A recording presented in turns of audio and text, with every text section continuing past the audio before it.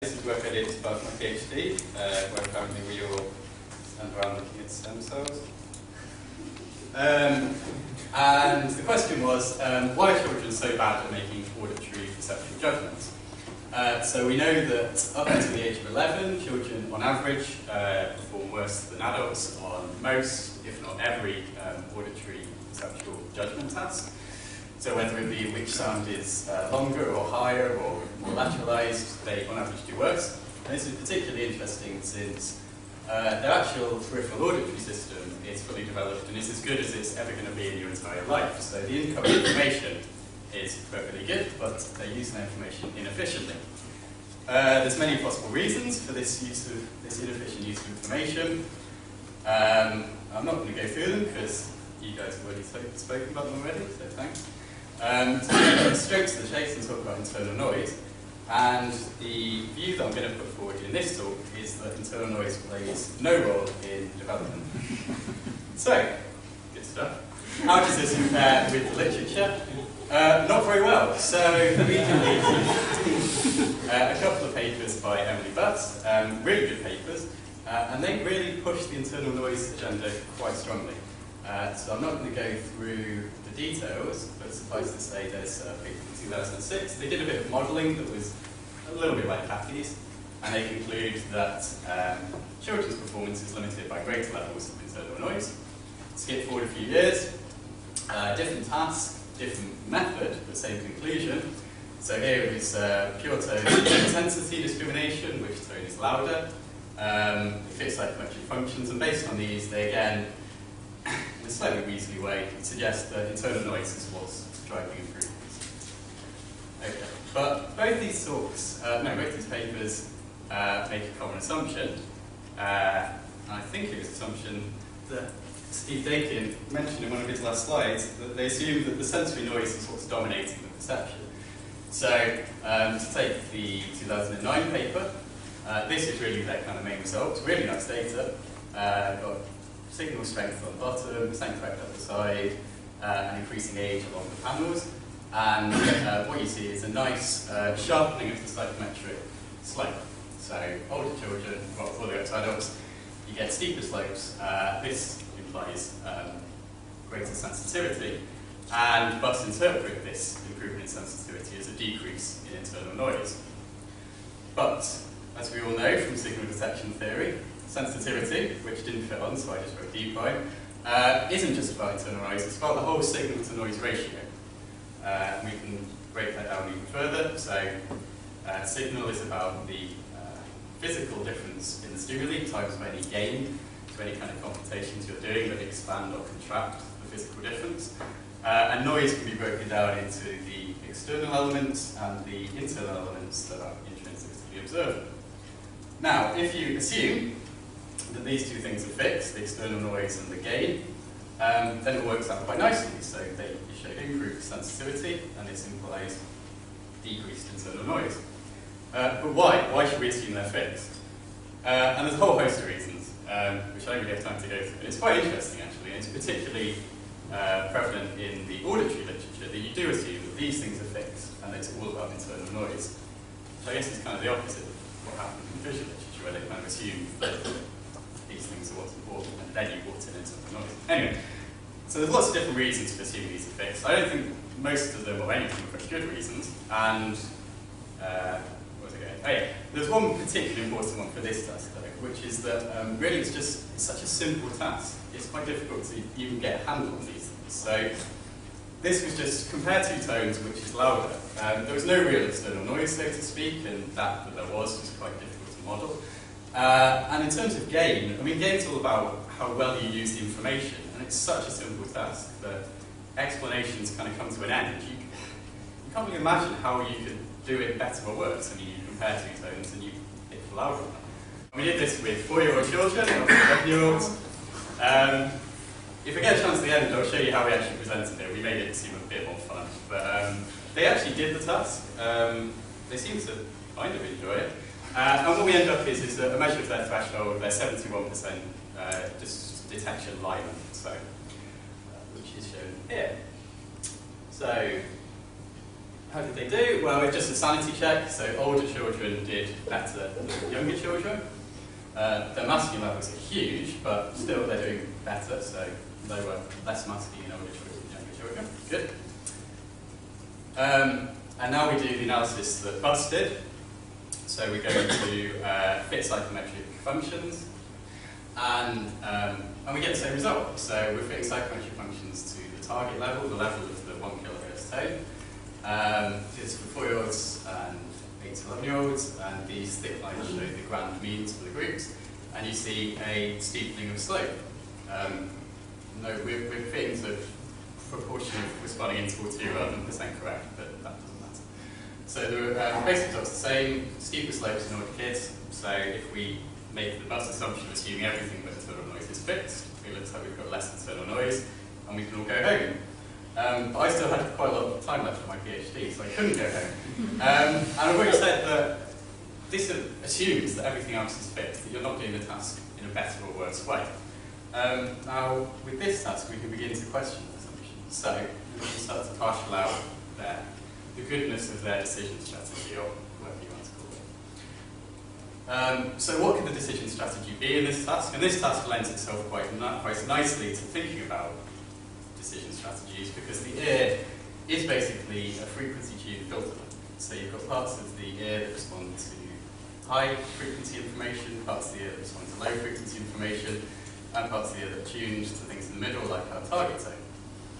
Possibly what you're doing is you're attending, or you're giving weight, or you're integrating information from neurons tuned to regions other than the target region. So you might be listening to what the lower part, the higher part of the ear is telling you, or what the lower part of the ear is telling you, and then you're going to do badly. And because of all the variability in that task, so they might be attending to the wrong parts of the spectral information. And the nice thing about this task is because of all of the random noise going on, we can actually start to get a handle on that and try and measure it. And we can do that through correlation. So this is a really simple, really quite comically simple process of just seeing which parts of the stimulus correlate with their responses. Not whether they got it right or not, but just what parts of the stimulus determine how they respond. So we bin the stimulus up into different frequency bands, into third octave bins, and we just see how much their response is correlated with the energy in each of these frequency bands. And ideally, the only correlations would be at the frequency band containing the target information. And I'll show the dotted line there. That would be the ideal thing to do. So perfect correlation with the signal energy and no correlation with the noise energy.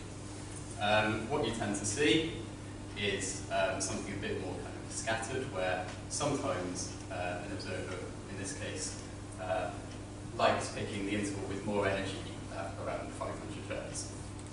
Don't know why. But I make it up, so it doesn't really matter.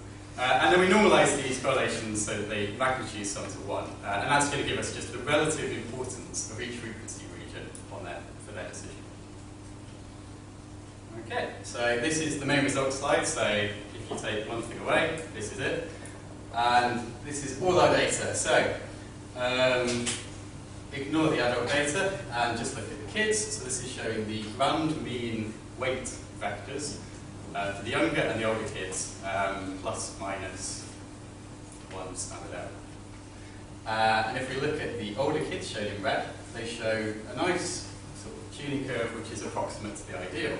So they're giving a bit of weight to low and high frequencies, but let's ignore that and concentrate on the fact that they're mostly giving weight to the target frequency region.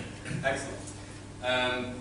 In contrast, if you look at the 4 to 7-year-olds, again, they're giving a fair amount of weight to the target region, but they're also giving weight to things just lower and things just higher. So noise either side of the target is determining their responses just as much as the target energy is. And in that way, they're likely to be misled. So we get change in decision strategy. So we get, yes, and just what I said. So to recap, the younger children are integrating information from bits of the noise region either side of the target, and this is going to hurt their performance. So some of the improvement we can put down as this improvement in decision strategy. Now, where does this leave internal noise? Now this is the neat bit of this. So, okay, so this is what we did before. So we fit psychometric functions to the target level. And when you do that, you're basically implicitly making an assumption. You're assuming that people are basing their responses on the energy at the target level. But we know from this, certainly with the young children, that they're also basing their decision on what's going on either side of the target level. And we need to factor that information into our fix. And we can do that by making a simple assumption, which has been shown to work well in adults, and assuming basically that observers are linear. So all this is saying is we're going to assume that observers weight the incoming information, they add it all together, and then they pick the interval with the biggest number, which is basically the simplest strategy, simplest thing you can do. It gives a good fit to adult data, and as we'll see, it gives a good fit to our data as well. So we're going to assume that people are just weighting the incoming information, adding it all up, and basing their decisions on that decision variable rather than simply on the target level. And what happens when we do that? So now we're going to do, So what we can do is we can actually compute this value for our observers on a trial-by-trial basis. So we've estimated their weights already, 0 omega, and we know the difference in level because we're presenting the stimuli. So we can go through, and for each and every trial that every observer did, we can calculate this dV value. For doing this, we're going to use the mean weights. So if they're a young kid, we'll use the young kid's weighting function. If they're an older child, we'll use the older children's weighting function. We'll multiply what we presented them with, and we'll calculate dV. And then we can make fits to that value rather than the target value. And this is what we get. So this is exactly the same data as these, but now we're fitting to dV, so we're accounting for their weighting strategy implicitly in our fix. And what difference do we see? Well, number one, the slopes get steeper. So for both the younger children and the older children, the slopes become steeper, which we might conclude there there's actually less noise than they thought there was. The fits are improved, so I don't actually show it here, but you'll have to trust me that actually these fits fit the raw data better, and you can kind of see by eyeballing it, they start to look more like psychometric functions. I mean, a lot of these are flat. And then the big result is that now this difference between these two disappears, so there's no change in slope between the younger and the older listeners. So by taking account of the weight strategy, internal noise has kind of dropped out of the picture. Once you factor in the fact that older children are using the information more effectively, there is no difference between younger and older children. Wow, so the story really is that simple. So just to sum up what I said, internal noise, I'm going to say, plays no role in the development of signal detection, or it seems to on these data anyway. The improvements were fully explained by the changes in weighting strategy, and there was no change in internal noise. And it's kind of a minor point, but I think quite an interesting one. That when we factored in the weighting strategy, people actually were doing a lot better than it seemed when we just assumed that they were behaving optimally. So actually, not only, by ignoring weighting strategy, not only are we overestimating the role of internal noise, but we're potentially overestimating the magnitude of the internal noise as well. And that's pretty much it. Just one thing to go, a big thank you to Summer Scientist organisers. This is a yearly event in Nottingham, organised by Lucy Cragg, Alistair Smith and others. They get loads, hundreds of kids from the local area to come in and take part in experiments. And if it wasn't for that, not only would this not have been done, but it would never have even been conceived. So thanks to those guys.